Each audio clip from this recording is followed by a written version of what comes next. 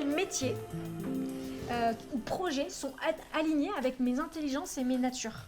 Vous allez essayer de noter des idées de métiers ou projets qui peuvent correspondre. L'idée, c'est vraiment plus de, par eux-mêmes, les amener à explorer tout un champ des possibles. Il y a 10 intelligences multiples, il y a 9 natures. Allez les explorer, allez les tester, allez ressentir comment vous vivez les choses et par vous-même, essayez de trouver une piste où vous avez envie de dérouler la pelote. Commencez déjà à indiquer c'est quoi mes 2-3 intelligences et mes 2-3 natures les plus fortes. Okay. D'accord ? Vous les mettez quelque part. Après, c'est quoi mes zones de fragilité ? Pareil, les deux où là il faut que je fasse attention. Elles sont les plus basses dans ce que j'ai vu. Et après, moi je passerai vous voir et du coup on essaiera d'en déduire un métier ou un projet. Tu as la guérisseuse, ok, animatrice et aventurière. Okay. Après, par exemple, pour le visuel spatial, je suis au même niveau qu'un traverse. Ouais, complètement. En fait, la partie visuelle graphique, il y a un côté où, toi, le message, le canal privilégié pour passer un message, c'est plutôt à travers un schéma, un truc visuel. Ça peut être, tu vois, l'apparence, la mode, enfin, il faut que tu matérialises comment tu le vois, l'élément. Parce que c'est cet élément qui sera l'indice de la suite. Okay. Ils vont être amenés à avoir une ouverture d'esprit, à avoir une exploration des métiers qui va rendre le champ des possibles beaucoup plus large. Alors qu'aujourd'hui, il y a peut-être encore pas mal de choses qui les brident et ça se révèle sur les tests que je peux analyser. J'ai remarqué qu'entre ceux que m'avait donné le test et les notes que moi je me donnais, il y avait certaines différences.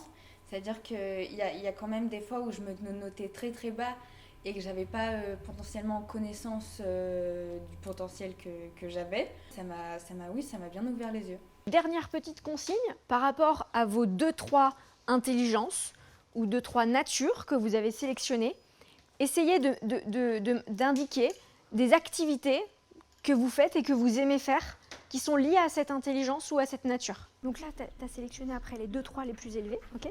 Et donc là, par exemple, tu vas mettre des idées d'activités que tu réalises ou que tu pourrais réaliser pour venir nourrir cette... tu vois, par exemple, là tu m'as sélectionné aventurière. Voilà, donc est-ce que récemment, tu as fait un voyage ou tu as pris un risque, tu as fait un truc qui te met un peu l'adrénaline, je sais pas, tu as piloté une Formule 1. Voilà, un exemple un peu de pour toi, cette activité, comment tu la traduis. C'est vraiment, plus on se connaît, plus on sait se fixer l'objectif qui nous correspond, plus on sait apporter la nourriture qui correspond à notre tigre à l'intérieur de nous, et plus du coup on développe la confiance. J'ai pu apprendre qu'en fait j'avais plus de capacités que je ne le pensais. Ça m'a permis de vraiment savoir ce que je suis vraiment pour mon projet professionnel, mieux le trouver ou mieux le définir. Ils vont apprendre à guider en fait leur pas, parce que un métier en soi veut rien dire. Je pense qu'ils en ont conscience aussi, cette génération. Ils vont faire sûrement plein de métiers. Ils vont tester plein de choses. Ils vont peut-être aller au gré des rencontres, des opportunités sur des fonctions qui peut-être même des métiers qui n'existent même pas aujourd'hui. Et donc je pense que c'est plutôt une capacité de mener sa barque, une capacité d'affirmer ce dont on a besoin, qu'un poste en lui-même, parce que je ne sais pas s'ils en ont encore conscience, mais on peut avoir un métier qui nous plaît énormément, et la manière dont on va l'exercer, l'environnement dans lequel on va l'exercer, va pas du tout nous procurer le même épanouissement. Sur 3 ans, j'ai pas vraiment réussi à vraiment trouver ma voie. C'était peut-être parce que j'avais pas le bon état d'esprit à l'époque. Dans ma vie, j'étais pas dans la meilleure des périodes. Du coup, je me fermais des portes un peu tout seul, plus dans ma tête qu'autre chose, sans forcément tester. Et là, l'année-lumière, je me rends compte qu'on n'est pas juste là pour trouver notre voie. On peut aussi se développer personnellement. Tout le monde a un projet ? Ce que je vais vous proposer, c'est que du coup, chacun va passer ici, juste nous exposer sa piste. Hein, d'accord ? On est sur sa piste, il n'y a pas d'engagement, mais juste nous en parler en quelques mots.